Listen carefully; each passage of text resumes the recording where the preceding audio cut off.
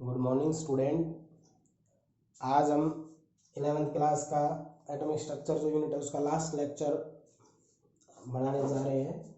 इसके अंदर कुछ टर्म जो रह गई थी, कुछ छोटे छोटे या शेप ऑफ ऑर्बिटल्स जो आपका टॉपिक था वो हम आपका कवर करवाएंगे। उसके बाद हम आपको 4 से 5 दिन रिवीजन का देंगे। कंप्लीट यूनिट को आपको रिवाइज करना है, नोटबुक को आपको कंप्लीट तैयार करना है, ठीक है। तो जो आज का टॉपिक है वो है शेप ऑफ ऑर्बिटल।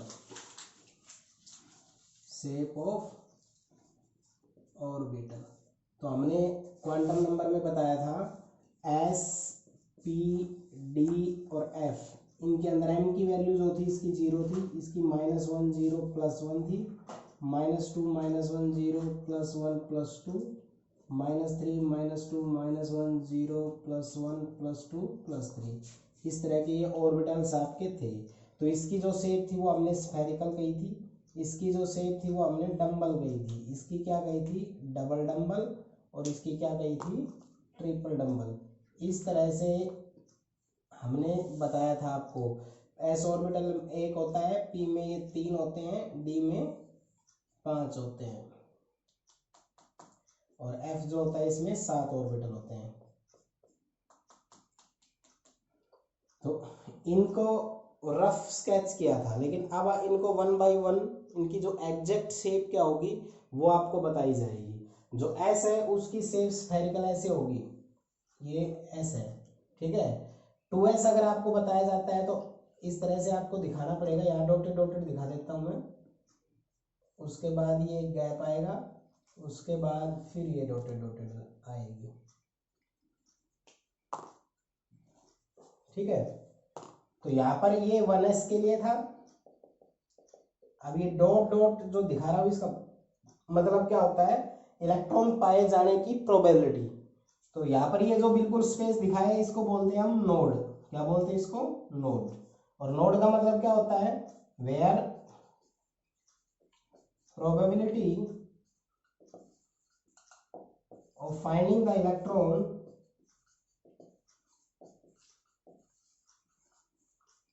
इज 0। मतलब नोड वो पॉइंट होता है जहां पर इलेक्ट्रॉन पाए जाने की संभावना क्या होती है 0। तो 1s है, स्फेरिकल ये है, स्फेरिकल ये रहेगा, तो इसमें एक भी नोड नहीं है, इसमें एक नोड है। तो नोड क्या होता है, वो स्पेस होता है जैसे पहले सेल और दूसरे सेल के बीच का वो स्पेस होता है जहां पर इलेक्ट्रॉन नहीं पाया जाता, ठीक है। तो इस तरह से हम अब नोड की बात करेंगे। तो यहाँ पर जो आपके पास नोड होते हैं वो नोड हम निकालना बताते हैं आपको, कॉम्पिटिटिव पॉइंट ऑफ व्यू से बहुत इंपॉर्टेंट है। सबसे पहले आपका आएगा फॉर्मूला रेडियल नोड का। फॉर्मूला क्या होता है रेडियल नोड? रेडियल नोड का फॉर्मूला होता है L. Angular node sorry radial का होता है n - l - 1। एंगुलर नोड का होता है l। टोटल नोड क्या हो जाएगा, टोटल हो जाएगा n - 1। तो ये 3 पॉइंट्स आप ध्यान रखिए अच्छे से। जैसे मान लो मैं 4p ऑर्बिटल के लिए बताता हूं, तो n कितना होता है 4p के लिए 4, l कितना होता है p के लिए 1। तो ये निकालो, यहाँ पर क्या होगा 4 - 1 - 1 यानी कि 2। यहाँ निकालेंगे तो l कितना है 1, तो ये होगा 1। यहाँ कितना होगा 4 - 1 यानी कि 3। तो इसमें जो आपके पास नोड है, टोटल नोड तो 3 है, रेडियल नोड 2 है, एंगुलर नोड आपका 1 है। 1 और 2 को सब किया तो वो तो यही है, सीधा सम करना है टोटल नोड। तो नोड निकालने का जो फॉर्मूला होता है, मैं चलो एक दो और बताता हूँ। 5d के लिए करो तो आपको n निकाल के रखना होता है, और n और n। s के लिए l 0 होता है, p के लिए 1 होता है, d के लिए 2 होता है, f के लिए 3 होता है। तो यहाँ पर d था तो 2। तो यहाँ पर एंगुलर नोड एल के इक्विवेलेंट, तो एंगुलर किसके बराबर हो गई, एंगुलर नोड आपका हो जाएगा यहाँ पर 2। रेडियल होता है n - l - 1। तो फॉर्मूला क्या हो जाएगा, n कितना है 5, l कितना है 2 और 1 माइनस, तो कितना हो गया 3। टोटल करेंगे तो इन दोनों का सम हो जाएगा, तो कितना हो जाएगा 5। ये टोटल नोड हो जाएगी। तो आपको नोड निकालना मैंने आपको बता दिया है। रेडियल नोड इस तरह से निकलेगा, एंगुलर नोड एल होता है, और टोटल लोड n-1 होता है। और नोड कौन सा पॉइंट होता है? नोड वो पॉइंट होता है जहां पर इलेक्ट्रॉन पाए जाने की प्रोबेबिलिटी नहीं होती, जहां पर इलेक्ट्रॉन नहीं पाया जाता। और जो इसका ये प्लेन होता है उस प्लेन को हम क्या कहते हैं? Nodal plane. तो आपने एस ऑर्बिटल की शेप बताई, अगर ये तो 1s है, ये 2s हो गया। अब 3s की करेंगे तो क्या होगा? 3s की ये होगी पहला नोड, फिर ये आ जाएगा, फिर एक नोड और उसके बाद फिर ये। तो यहाँ पर ये एक नोड हो गया, ये दूसरा नोड हो गया, ये दोनों क्या है अपने पास? नोड है। तो नोड जो आपके होते हैं वो जो वैकेंट स्पेस आ जाए ना उसको हम क्या कहते हैं? नोड रिप्रेजेंटेशन में। और डेफिनेशन में क्या कहेंगे? जहां पर इलेक्ट्रॉन पाए जाने की प्रोबेबिलिटी क्या होती है? 0 होती है, उसको क्या कहते हैं हम? नोड। और जो जिस प्लेन में ये होते हैं उसको क्या बोलते हैं हम? Nodal plane. अब हम आपको बताते हैं पी ऑर्बिटल्स की शेप। अब पी ऑर्बिटल जो हमारे पास होते हैं, पी की शेप हमने ये बताई थी आपको इस क्वांटम नंबर के हिसाब से। m आपका आया था -1 0 +1, तो ये 3 आए थे। इनका नाम होता है px, py, pz। यानी कि हम p के 3 शेप बताएंगे, तीनों के तीनों क्या होंगे? px, py और pz। और उसके अंदर हम शेप किस तरह से लेंगे? ये 3 एक्सिस को रिप्रेजेंट करेंगे। ये एक्स एक्सिस, ठीक है, इसको हम क्या लेंगे? X axis. दूसरे वाले को क्या लेंगे? तो हम ये ले रहे थे X axis, Y axis, Z axis हमने ले लिया। एक्स, इसको वाई ले लिया, इसको जेड ले लिया। एक और बना लो इसको, ये एक्स एक्सिस ले लिया, ये जेड ले लिया, वाई एक्सिस ले लिया। तो हम सबसे पहले शेप बनाएंगे पी एक्स की। पी की शेप कैसे आई थी? डम्बल आई थी। अब डम्बल शेप जिस एक्सिस की तरफ करोगे वही उसका हो जाएगा। जैसे एक्स एक्सिस की तरफ, तो ये आपका पी एक्स हो गया, ठीक है। तो पी वाई की शेप करोगे तो वाई एक्सिस ये है, तो डम्बल शेप किधर बन जाएगी? वाई की तरफ। जेड एक्सिस करोगे तो डम्बल शेप किधर बन जाएगी?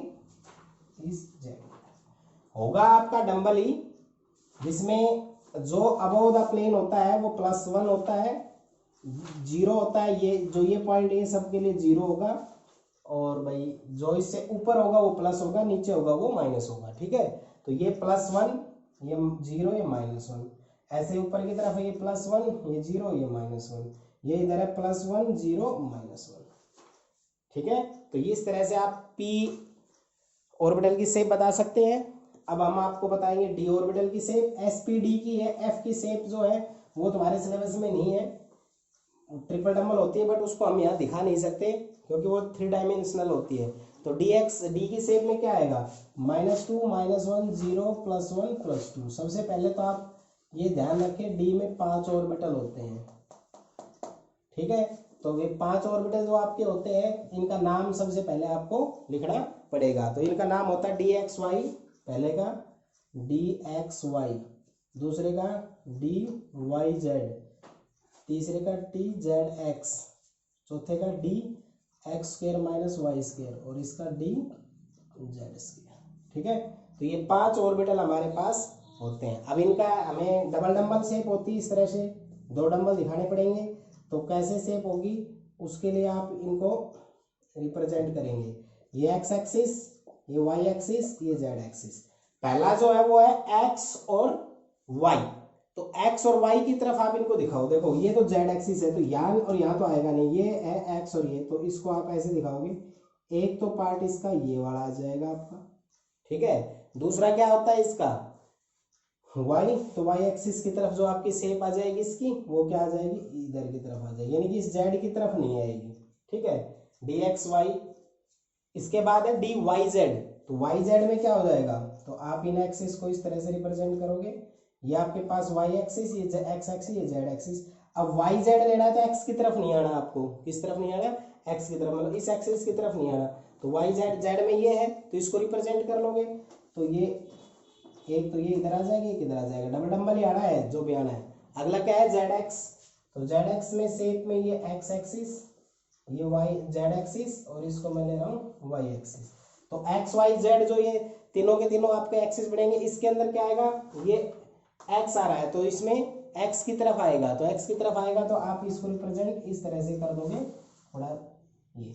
इसके बाद है D X square minus Y square. तो D X square minus Y square में जो अगर आप दिखाते हो, ये एक्स एक्सिस हो गया, ये वाई एक्सिस हो गया, ये जेड एक्सिस हो गया, तो इनको इनके ऊपर की तरफ दिखा दोगे, ठीक है। और जो आपके पास ये आपका हो जाएगा D X square minus Y square, और जो आपके पास डी जेड स्क्वेयर आपका होगा, वो डी जेड स्क्वेयर आपका होगा, उसको हम दिखाएंगे इस तरह। ये डॉट नेट टाइप स्ट्रक्चर होती है। ये कौन सी होती है?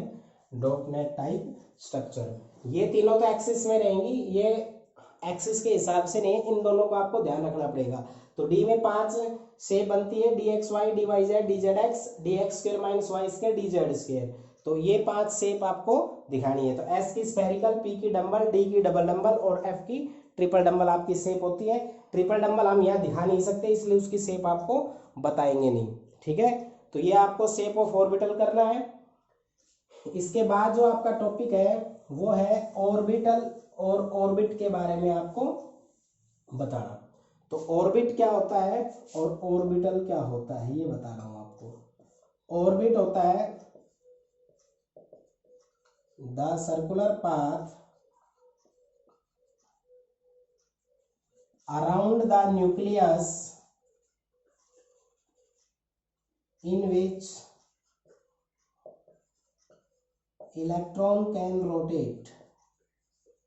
न्यूक्लियस के चारों तरफ वो पाथ जिसमें इलेक्ट्रॉन रिवॉल्व करता है, उसको हम क्या कहते हैं? ऑर्बिट कहते हैं। जैसे अपने पास सोडियम था, एग्जाम्पल के तौर पे लिया हमने 281, तो ये अपने पास न्यूक्लियस है, इसमें 2, इसमें 8 और इसमें 1। तो इसको KLM हम रिप्रेजेंट करेंगे या 1 2 3 रिप्रेजेंट करेंगे। ये क्या होते हैं? आपके सेल होते हैं, इन्हीं को हम क्या बोलते हैं? ऑर्बिट बोलते हैं। इनके अंदर ये इलेक्ट्रॉन रिवॉल्व करता रहता है। पहले सेल में 2 इलेक्ट्रॉन, दूसरे में 8 और तीसरे में 1 इलेक्ट्रॉन। तो ये इस तरह से जिस पाथ में ये रिवॉल्व करते रहते हैं न्यूक्लियस के चारों तरफ, उसको हम क्या बोलते हैं? ऑर्बिट बोलते हैं। बात आती है अब ऑर्बिटल की। ऑर्बिटल क्या होता है? ऑर्बिटल को हम इस तरह से रिप्रेजेंट करते हैं। तो इसमें क्या लिखेंगे? It may be defined as the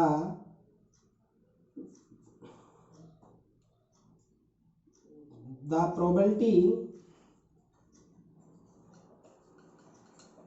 finding the electron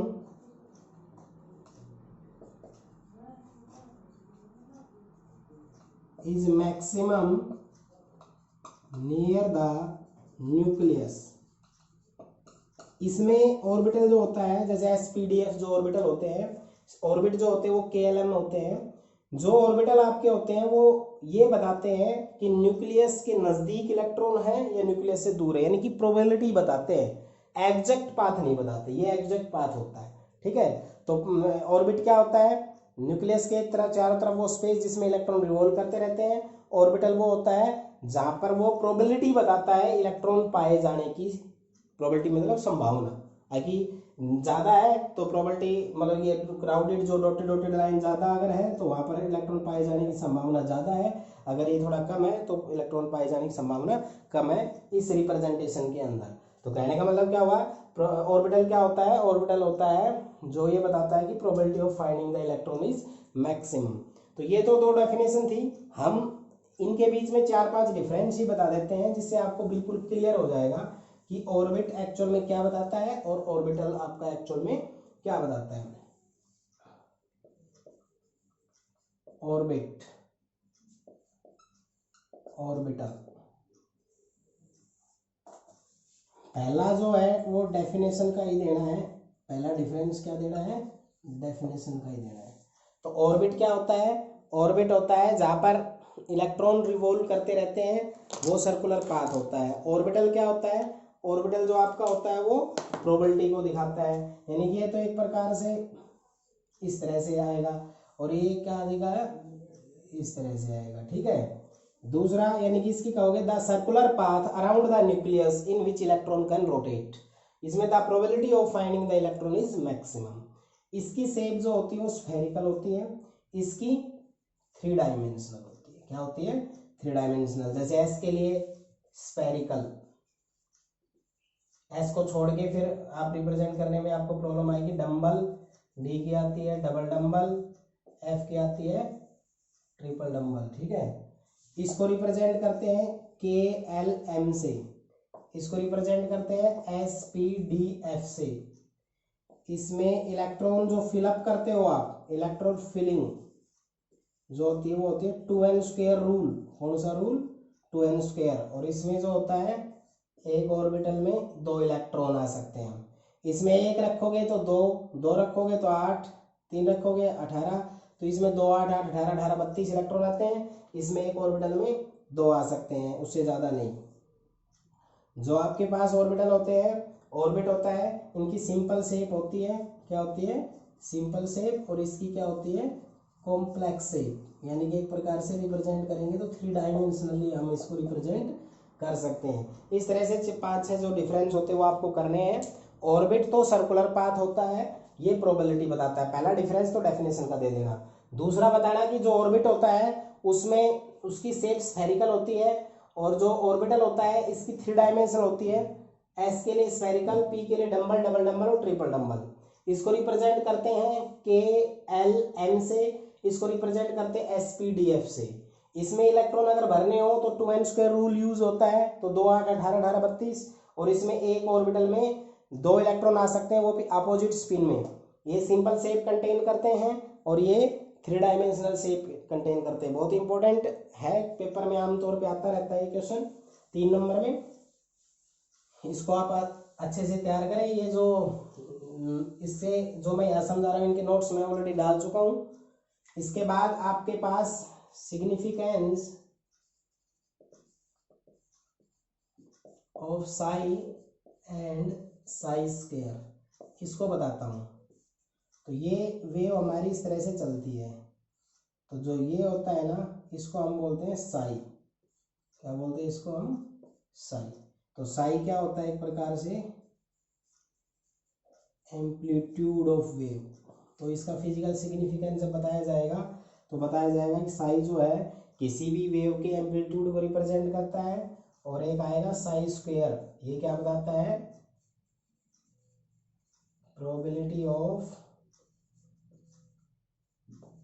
finding the electron is maximum. Electron के पाए जाने की प्रोबेबिलिटी बताता है, यानी कि ऑर्बिटल में ये कंसेप्ट यूज होता है। तो साई क्या बताता है, एम्पलीट्यूड ऑफ द वेव, और साई स्क्वायर क्या होता है, probability of finding the electron is maximum. इनको बोलते हैं हम वेव फंक्शन। क्या बोलते हैं इनको हम, वेव फंक्शन, ठीक है।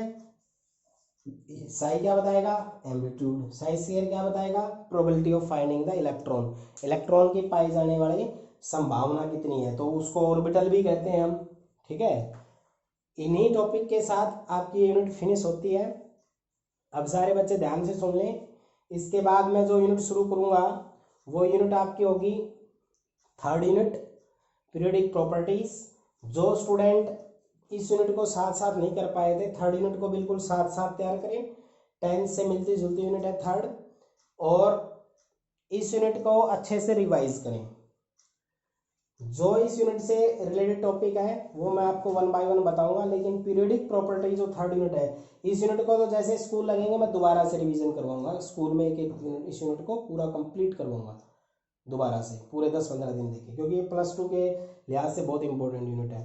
दूसरा जो 3rd यूनिट है उसको आप सभी बच्चे सीरियसली करें। उसमें इतना ज़्यादा समझने का ये टॉपिक, ये यूनिट थोड़ी टिपिकल भी थी, न्यूमेरिकल भी काफ़ी ज़्यादा थे।